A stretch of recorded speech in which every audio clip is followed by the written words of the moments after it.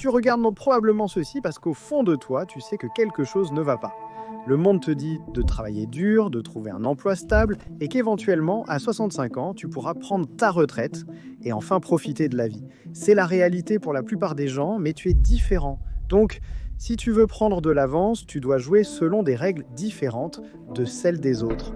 Tu dois faire les choses autrement. Tu vois, la plupart des gens postulent à un emploi avec un curriculum vitae. Des études estiment qu'il faut entre 100 et 200 candidatures pour décrocher un emploi. Donc, si tu fais comme tout le monde, tu n'as littéralement aucune chance de te démarquer. Mais quelles autres options as-tu? Cela m'amène à une histoire à propos d'un gars nommé Amir.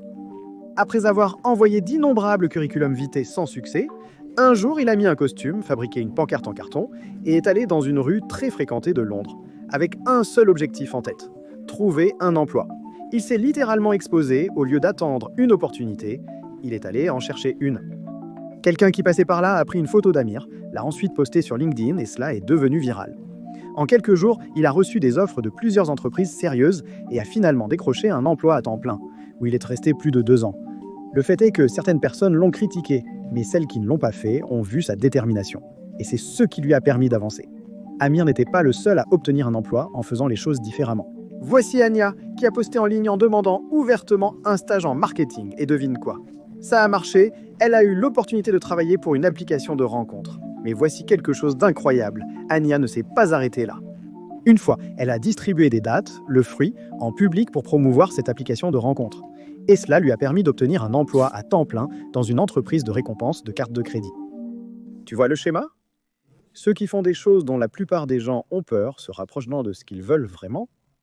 Il y a une règle simple, plus tu essaies, plus tu auras d'opportunités. Je sais que ça peut être inconfortable de te mettre en avant, mais c'est la seule façon pour que le monde découvre ton vrai potentiel. Alors voici ce que tu dois faire. Affronte tes peurs avec urgence. Si tu as peur de parler en public, trouve chaque occasion de t'exprimer devant les autres. Tu détestes le réseautage. Va à un événement et parle à au moins 5 personnes, puis recommence et vise 10, puis 20, jusqu'à ce que ta peur disparaisse. Le but, c'est que tu dois courir vers l'inconfort, pas t'en éloigner. Jensen Huang, le gars qui a construit une entreprise valant 1000 milliards de dollars appelée Nvidia, a dit, lorsqu'on lui a posé des questions sur la résilience, il espère que la souffrance arrive à tout le monde, car c'est une condition nécessaire à la réussite. À la recherche de mon premier emploi, j'ai réalisé qu'étant encore à l'école, je n'avais ni expérience ni avantage concurrentiel. Si je postulais de la manière traditionnelle, alors j'ai fait la liste des startups qui venaient de lever des fonds auprès d'investisseurs, puis j'ai contacté chacune d'elles une par une jusqu'à ce que quelque chose fonctionne. La première approche que j'ai essayée consistait littéralement à aller dans leur bureau et à attendre qu'un des propriétaires y sorte. Mais après avoir fait ça une dizaine de fois, j'ai entendu « non » de plus de façons que je ne pensais possible. Une fois, ils ont même appelé la sécurité contre moi. Une autre fois, j'ai attendu dehors dans le froid pendant des heures. Et pour couronner le tout, des gens à succès m'ont ri au nez, me traitant de désespéré quand je leur ai demandé de travailler pour eux. C'était horrible, mais c'était nécessaire. Le plus merveilleux, c'est qu'à chaque fois que je recommençais, je prenais de l'assurance et après 1 mois d'effort, j'ai reçu plusieurs offres alors que je n'en avais besoin que d'une seule. L'essentiel, c'est de continuer à essayer jusqu'à ce que ça marche. Parfois, accepter l'inconfort te mène exactement là où tu veux aller. Une autre chose que la plupart des gens font, c'est de dire « je le ferai demain » alors qu'ils ont des choses importantes à faire maintenant. Au début de ma carrière, j'ai appris qu'être fiable est un véritable super pouvoir. Quand j'ai commencé à travailler, j'ai vite compris que mes supérieurs se frustraient lorsque les gens mettaient trop de temps à terminer une tâche. Alors je me suis donné pour mission de faire les choses de tout de suite et non plus tard. Si quelque chose nécessitait une action, je m'en occupais. Je n'attendais pas le lendemain. Peu m'importait que ce soit très tôt le matin ou tard dans la journée. Et au bout d'un moment, mes patrons ont commencé à le remarquer. Au début, c'était de petites choses comme répondre rapidement à un email, terminer les tâches en avance et même prendre du travail supplémentaire quand les autres étaient débordés. Et au bout d'un moment, j'ai gagné leur confiance, devenant la personne de référence quand il fallait que les choses soient faites, surtout dans les moments importants. Voilà le truc, les entreprises se souviendront de ceux sur qui elles peuvent compter dans les moments les plus désespérés. Cela s'applique à toutes les personnes que vous rencontrez. Il ne s'agit pas d'être la personne la plus intelligente ou la plus talentueuse dans la pièce, mais plutôt d'être celui qui est présent chaque jour, même quand personne d'autre ne l'est. Vous voyez, la plupart des gens arrêtent de travailler dès que l'horloge sonne 17 heures.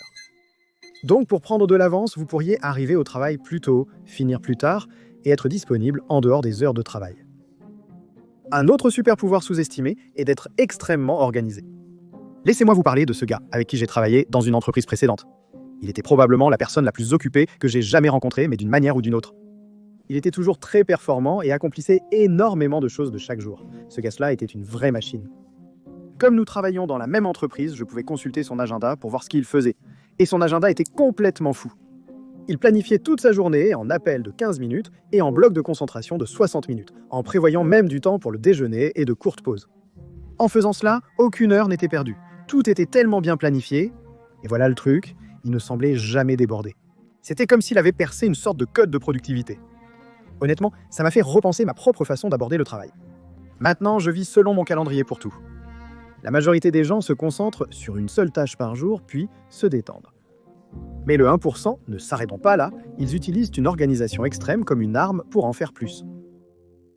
L'une des plus grandes idées fausses sur la réussite, c'est que vous pouvez tout faire tout seul. Mais laissez-moi vous dire, votre réseau est votre valeur nette. Les relations comptent bien plus que ce que les gens pensent. Environ 80% de tous les emplois sont pourvus grâce à une connexion dans le réseau professionnel. En d'autres termes, si vous connaissez quelqu'un, il est beaucoup plus facile de vous faire une place. Je dois être honnête, jusqu'à aujourd'hui, je n'ai jamais obtenu un emploi grâce à un curriculum vitae, pas une seule fois. En fait, je n'ai même pas eu besoin de postuler au sens traditionnel du terme. Ce n'est pas comme si j'avais des relations familiales. En fait, on était tellement fauchés en grandissant qu'à seulement 9 ans, je passais mes week-ends à essayer de gagner un peu d'argent rapidement dans les marchés aux puces. Je viens d'un milieu ouvrier, donc il n'y avait pas de riche oncle pour me décrocher un boulot.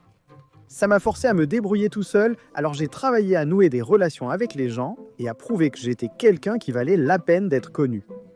La clé, c'était de me rendre utile pour eux bien avant qu'une offre d'emploi officielle ne soit sur la table. Et finalement, je me suis retrouvé dans la position où je refusais plus d'opportunités que je n'en acceptais.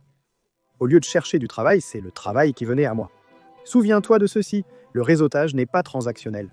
Il ne s'agit pas de se connecter avec un inconnu sur LinkedIn en espérant que quelque chose en ressorte. Tu dois vraiment aider les gens, donc quand tu rencontres quelqu'un, demande-toi quels sont ses problèmes et est-ce que je peux lui faciliter la vie. Si la réponse est oui, ton seul objectif doit être de donner autant que possible, sans rien attendre en retour. Si c'est une personne raisonnable qui voit ta valeur, crois-moi, elle te contactera quand elle aura besoin de toi. Et quand tu es toujours là pour les autres, le bouche à oreille fonctionne. Les gens commencent à te chercher parce qu'ils savent déjà ce que tu apportes. Pourquoi passer en revue des centaines de candidatures alors que tu résous leurs problèmes? Sois la personne à laquelle les autres pensent quand ils veulent que quelque chose soit bien fait. C'est exactement ce que j'ai fait. Pour construire de bonnes relations, il faut se montrer et être prêt à entendre non. Mais tout cela fait partie du processus. C'est difficile jusqu'à ce que ça ne le soit plus, c'est vraiment une question de chiffres. Trouve des personnes que tu veux connaître personnellement en ligne, envoie des messages créatifs et interagis avec elles sur les réseaux sociaux. Puis garde un contact régulier. Assure-toi de ne pas les déranger à moins que tu ne résolves un problème.